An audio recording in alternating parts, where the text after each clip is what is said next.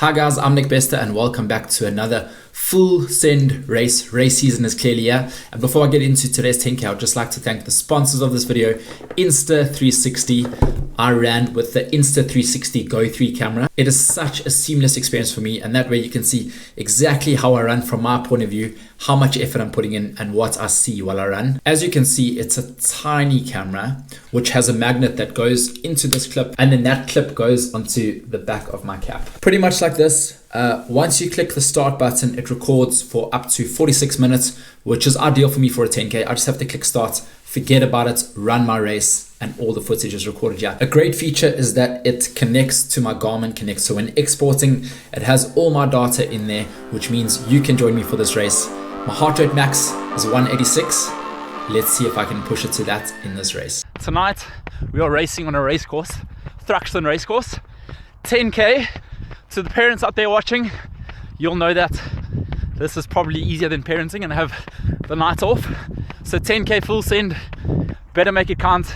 A lot warmer than I would have liked, a lot windier than I would have liked, but hey ho, we love life and we give it a good smack. Let's go get it.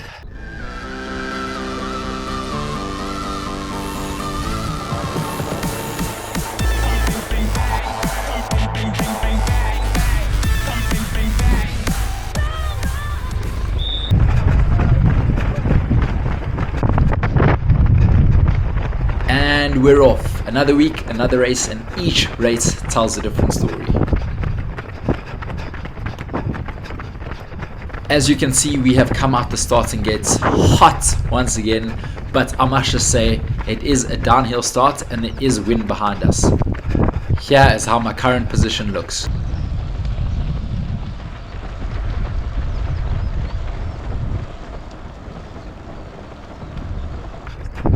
Okay, so this guy right in front of me, his name is Adam Tango.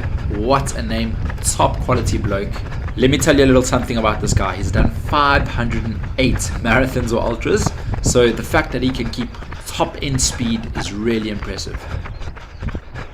He is absolutely flying at this early stage of the race. That pace is correct, 255, 256 per kilometer, but like I said, it is downhill and it is with wind. I'm quite happy to tuck in behind him even though wind's coming behind us. Quick adjustment to my cap as the wind is humping.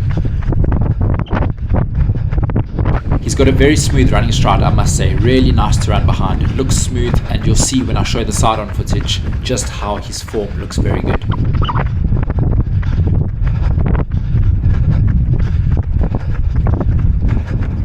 At the moment, I'm so happy to have someone else next to me in this race. I didn't quite know how the start or how the race would play out. I played a few scenarios out of my head, but I am licking my lips, and I know we're only half a kilometer in, but already I'm thinking we're gonna have one hell of a race on our hands. Just a reminder of a few things. So I'm currently 76 kilograms. I'm 6'1", which is 186 centimeters. My 10K PB is 30 minutes and 46 seconds. However, I thrive in the cold. Today it is not cold, and I also thrive in big groups. Today we do not have big groups, so I needed to manage my expectations. We're not quite going to hit PB today, but I think anything under sub 32 today would be a really good result in my view. Here's how it looks.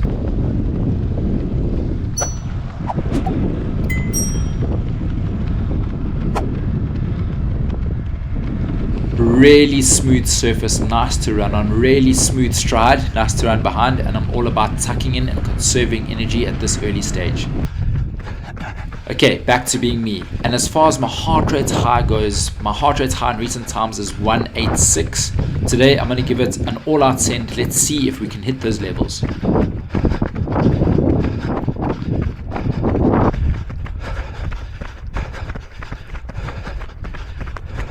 Within my training lately, I've gone through a phase that I've called Operation Speed, trying to get the leg speed up as quickly as possible. I've done faster track reps than I ever have in my life before, but I also haven't done as many big threshold sessions that I would when I'm doing marathon training, so I don't quite know if it'll pay off for the 10K distance or not. The training I've done is more suited to shorter than 10K distance, but hey, we live life once. This was a local race to me, and we're still going to give it one good crack and see what we end up with.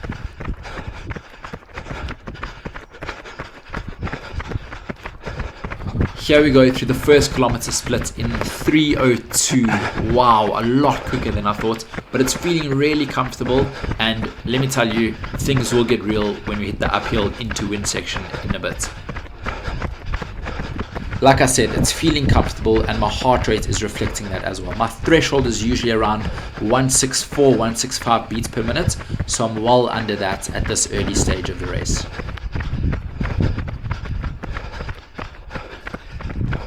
Let me quickly remind you of how I break down a 10K mentally. So I go 3-3-3-1. The first 3Ks is all about an active warm-up, really settling into the rhythm, settling into the groove, and ensuring you're not going too much faster than target race pace. Okay, in this case it's different because the start is very fast. Then onto the middle 3Ks we go, kilometer 4 to 6. Okay, this is a very, very important stage of the 10K because at 4 kilometers you're burning and you're hurting already, but you're not quite halfway just yet. Try and isolate this 3 kilometer section because once you get to kilometer 5, you know anything from there on in is homeward bound. You need to be feeling fairly good at that stage of the race to take advantage of that second half. Okay, then into kilometer 7 to 9 of the race. That 3 kilometer stretch is by far the hardest part in the 10K. If you're feeling good there and you're able to maintain or even increase your pace, I guarantee you, you're going to be overtaking a lot of people and you're probably going to walk away with your desired result. So really give it absolutely all you've got in that section. Almost like kilometer 3 to 4 and a 5K is the hardest. Kilometer 7 to 9 I find in the 10K is also the hardest stretch.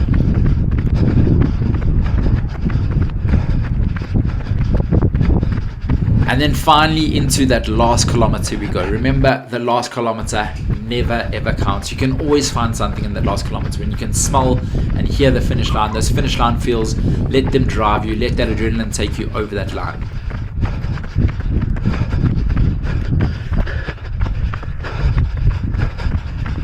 I would love to know in the comments below how you break down a 10K. Do you do it the same way I do? Do you use a complete different theory? Let me know what works best for you and how you wrap your mind around this 10K distance. So as you can see, it took me 1.82 kilometers to hit that threshold heart rate zone, and I can tell you it's only going to go up as the race goes on. Remember, when it comes to your heart rate within running, you really want a gradual increase throughout. That's a sign of a well-executed race. You want to avoid surging and spiking within the race as that uses unnecessary energy.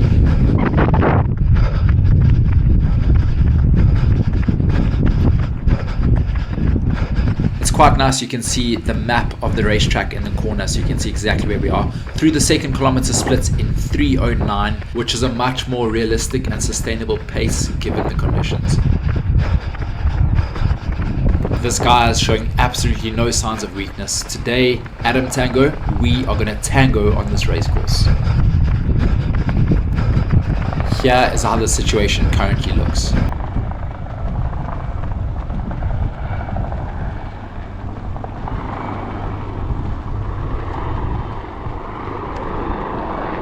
We've turned direction from early on in the race and we're currently running into a bit of a headwind, so I'm very happy to tuck in behind him. So there's absolutely no need for me to surge or force things just yet.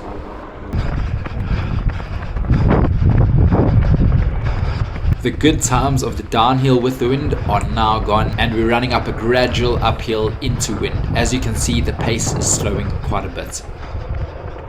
This is a 3-race series event and we're in the second event. The first event was actually won by Adam himself in 32:18, so I know he's got good leg speed. I know he can run well on this course, but I'm also conscious that pace is slowing, and if it slows too much, I'm going to have to make a break. Remember, working together and working in groups is really beneficial up until a point, but if the pace gets too slow, then I recommend you run your own race. The pace is now dropping to below my marathon pace, and I know that if it doesn't increase within the next 200 meters or so, then I'm going to have to try and push it myself.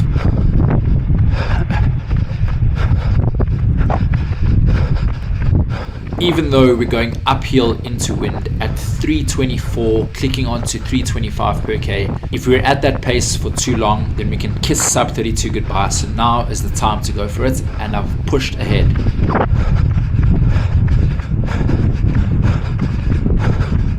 Here's how it looked when I picked up the pace, and in a way I was really hoping that Adam would come with me.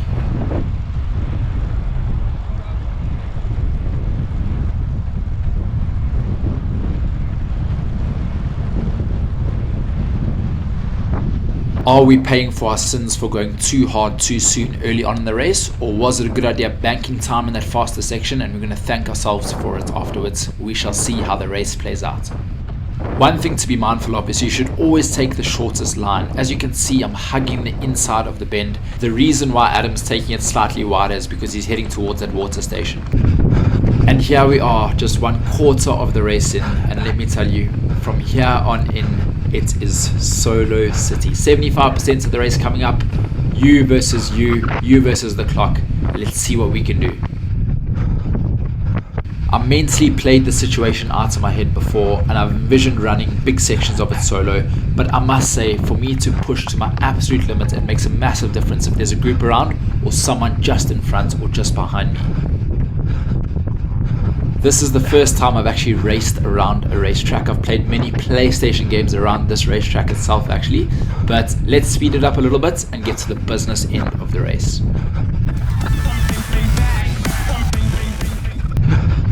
Third kilometer split in 3:15, which is actually not too bad considering we're going at 3:25 pace at one stage.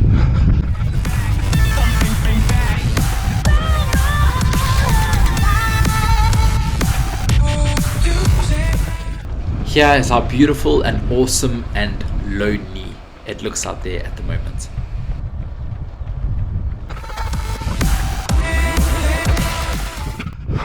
Here we go, knocking out the 4 kilometer in 3:09 and entering that crucial middle grind phase I was speaking about earlier. Really trying to shut the brain off from any demons, concentrate and find rhythm.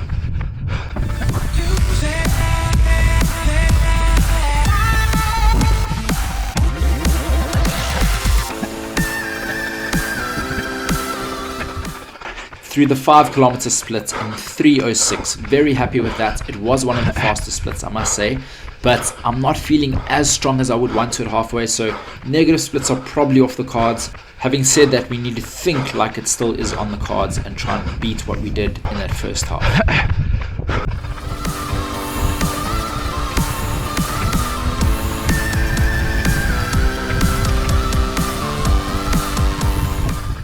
Just listen to that wind out there. You are exposed and there's no hiding.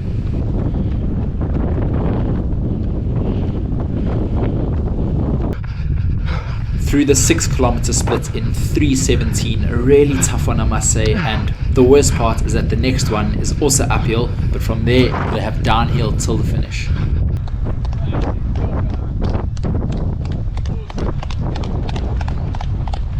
Next time we come around, we take a short right over there into the finish. 1 lap to go, and I must say, the mind games that plays with you. You're deep into the 10k, you're hurting, you know the finish is there, but yet they throw you out for one more lap.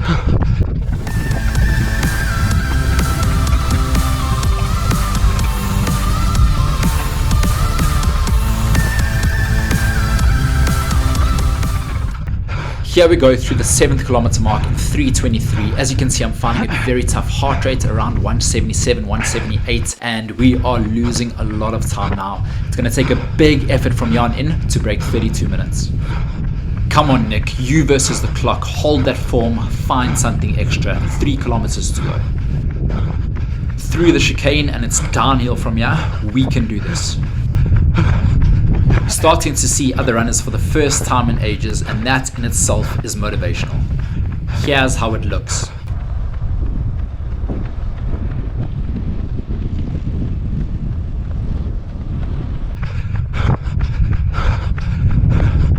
We're all trying hard, most of us running on our limits, so you got to give motivation to those around you. Hold on. Often I get asked, how do I fuel for an evening race starting at 7 p.m? So let me touch base on that very quickly. With about 2.5 hours to go, I'll have 2 toasted bagels with peanut butter and honey.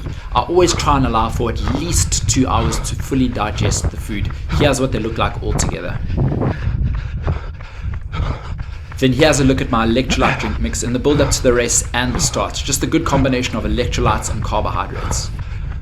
Then with 1 hour to go, I had a Go Bake just to fill that little hole. I had 1 gel before the start and a shot of ketone IQ for additional fuel. Once I'd had that and finished the race, I always aim to get protein recovery in, so I got it in the form of a bar, 20 grams of protein.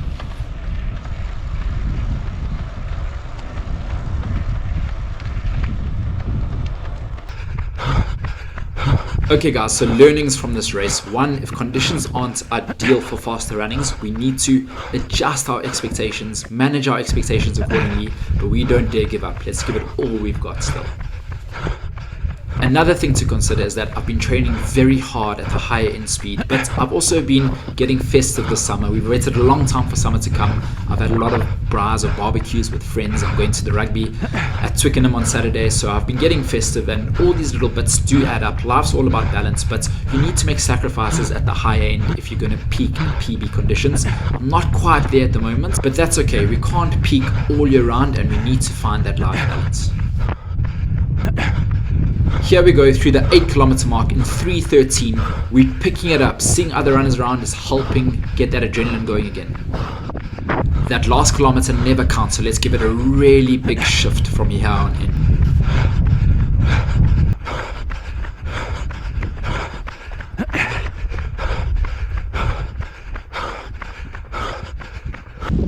Just over 1 mile to go, and I'm really trying to drive those arms, hold that form, and get to the finish line as fast as possible.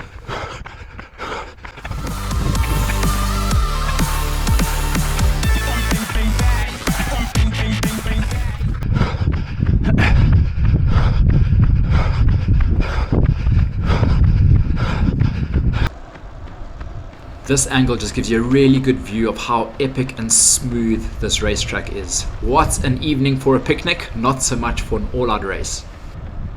Okay, through the 9th kilometer in 3:10, we found something. I've looked at my watch and I know I need to do 3:13 in order to break 32. 3:14 or slower and we're just gonna miss. I've fallen on the wrong side of seconds before and it absolutely sucks. I really don't want to do it this race, but it's a big ask. It's an uphill kilometer into wind. Come on, all we've got.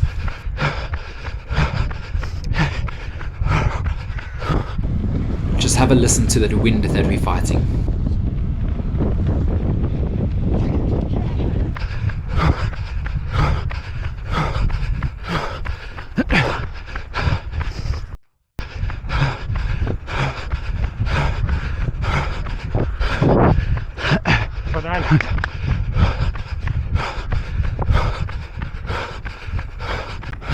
I just want to give a massive thanks to Alex for filming like an absolute champion. Okay, in this last kilometer, I'm going to keep quiet so you can feel just how hard I'm pushing. It's crucial when the margins are so tight to pick the right line when going past people. Just keep a lookout for the massive sprint finish coming up.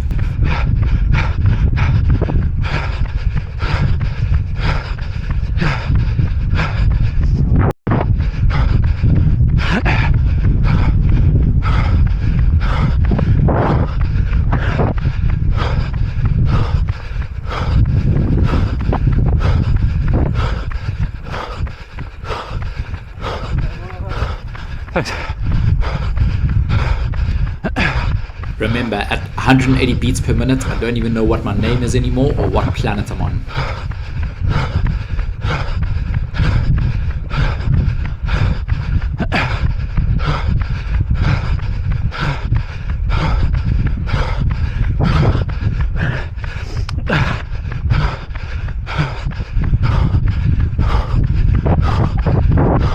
One lap of the track, 400 meters to go. Come on, I need to find something.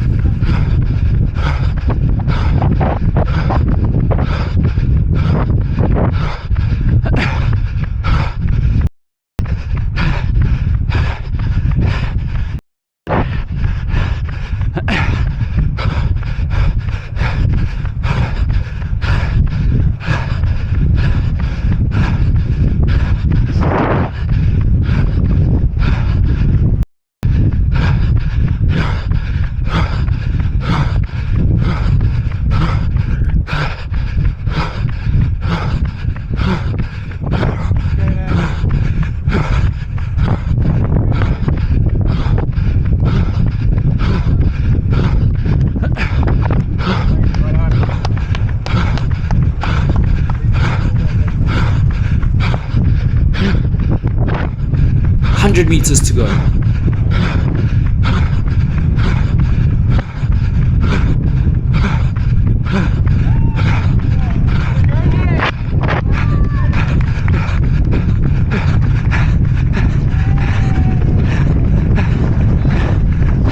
Let's go, Nick!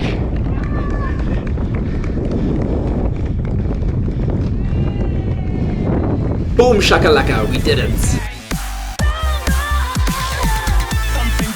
Woo-hoo-hoo. Reality smacked me in the face there. But yeah, no regrets at all. I think I finished in just under 32, just snuck under by the skin of my teeth. And guys, that was hard work. I'm not gonna lie. It just so happened that the headwind was in the uphill, about a 2 kilometer stretch that you do twice. And yeah, you know what, I struggled to obviously maintain pace, and then because you're working hard to try and keep pace on the other side, on the downhill and take advantage, just didn't happen. But in any case, yeah, not quite where I want to be. But having said that, it was hard out there, exposed, hot, windy, enough excuses. Another race in the bag. Forward we move. To the line, push, push, push. Absolute great effort. Woo! Drive those arms, come on, come on, come on. All the way through. 3rd place. So there we have it. Each race tells a different story. And next up is a 5K full send in Battersea Park next week Tuesday with my Pro Evos. I'm super excited to see what that shoe's all about. So I'll catch you there. But once again, I just want to thank the sponsor of this video, Insta360. In actual fact, there's been an upgrade to the Insta360 GO3. It is now an Insta360 GO3S. And what that means is what you saw there was filmed in 2.7K resolution, which was already quality. It's getting upgraded to 4K resolution. So I'll definitely be getting one myself. Look out for some high quality race footage coming up. And if you'd like to get one yourself, I'll put it in the description below. Catch you for the 5K. Let's go.